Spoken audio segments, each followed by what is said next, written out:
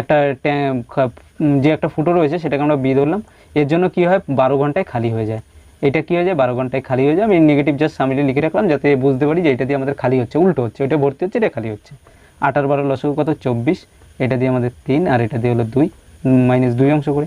তাহলে আমরা কি বলতে পারি, এ প্লাস বি, এখন বলা হয়েছে যদি ফুটো অবস্থায় ট্যাপটি জলধারটি কতক্ষণে ভর্তি হবে, অর্থাৎ এ আর বি দুজনে মিলেই যদি কাজ করা শুরু করে, অর্থাৎ জলও পূর্ণ হচ্ছে একটা দিয়ে, ট্যাপ দিয়ে, আর বি দিয়ে হলো খালিও হচ্ছে, তাহলে প্রতি মিনিট বা প্রতি ঘন্টায় কত অংশ করে তারা করবে, এ হলো 3 অংশ পূর্ণ করবে আর বি হলো 2 অংশ খালি করবে, অর্থাৎ এক অংশ করে প্রতি ঘন্টায় তারা পূর্ণ করবে।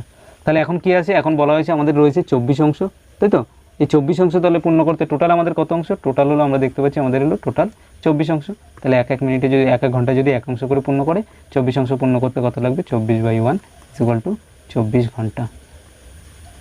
ঠিক আছে, অ্যান্সার কী হয়ে গেল, সি যেটা রয়েছে এটা আমাদের অ্যান্সার।